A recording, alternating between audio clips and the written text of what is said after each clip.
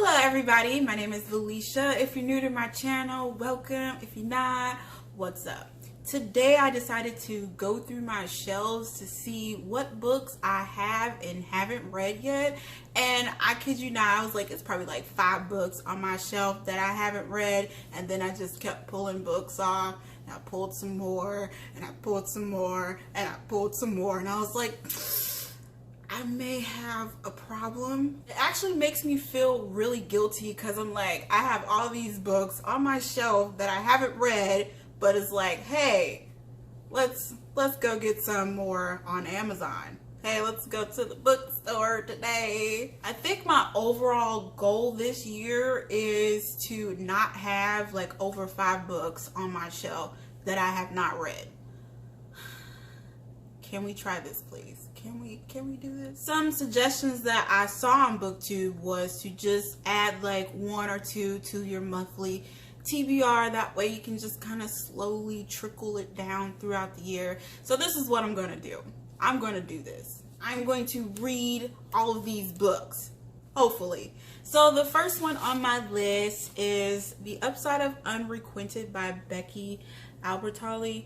And I've had this for a few months and I wanted to read it so bad. As time go by, it just kind of trickles like, yeah, I can go for that later. But I'm in the spirits more to read this story, so I'll probably read this in June. Next is A Deeper Love Inside by Sister Souljah, and I am also going to be reading this next month too, along with the first book in this series, The Coldest Winter Ever. I read this book in like middle school, and I don't remember much about it, but I remember that book was good, but it's like, what happened in there again? I forgot. So hopefully I get to these 2 in June. Hopefully. I'm gonna do what I'm gonna do. Next on my list is A Flame and the Mist by Renee Adhere. I actually love the Wrath and the Dawn series, which made me want to get this book. I don't know why I've been putting it off because this story sounds interesting and I freaking love Mulan. Next on my list is Long May She Reign by Rhiannon Thomas.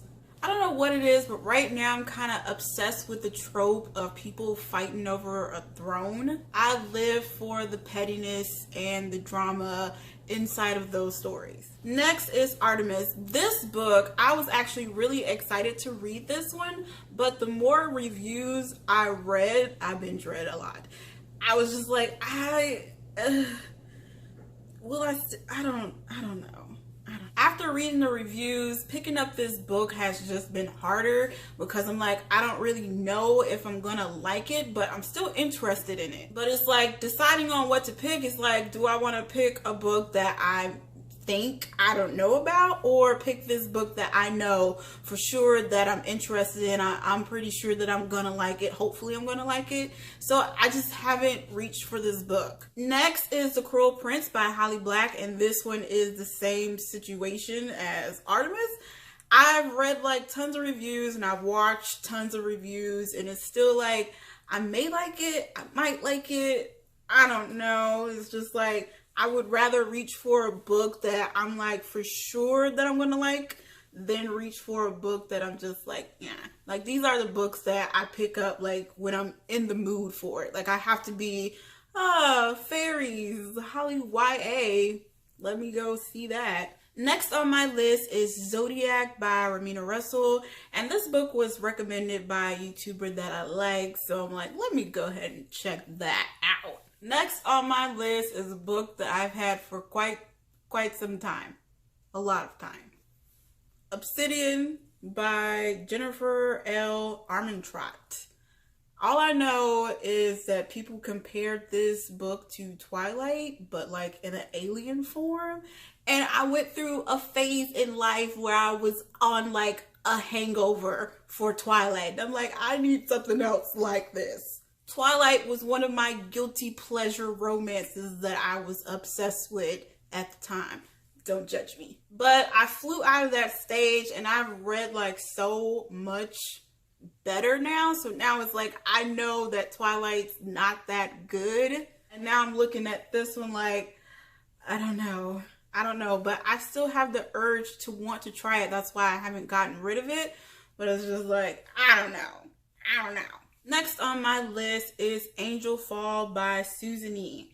And this is another book that was recommended by another booktuber that I like. And it's just like, if they like it, then I gotta give it a try. And this fits in with all of the other books that I've talked about. It's just, I'm still interested in reading it. It's just, I'm not in the mood for it. Next is Graceling by Kristen Kishore.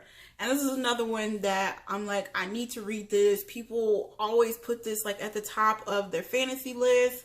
I feel like I need to read it. I want to read it, but I'm not in the mood for it. Next on my list is Crooked Kingdom by Leigh Bardugo. I love the way this book looks, and I love the way the first one looks, so that's one of the reasons I'm still keeping this, because I did not like Six of Crows that much, and it's making it very hard to pick up this book. And I really don't want to unhaul a book that has red pages. This is a pill I'm going to force myself to swallow, because part of me kind of want to know what happens to the characters. And then there's a part of me saying, God damn, that's a thick ass book.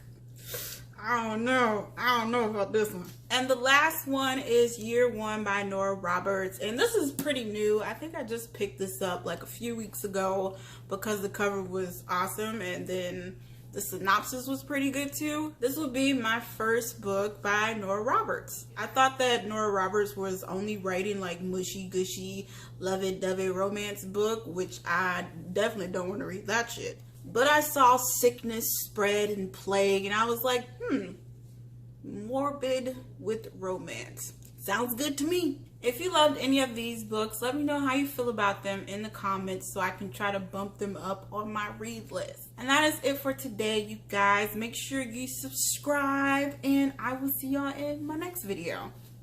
Bye.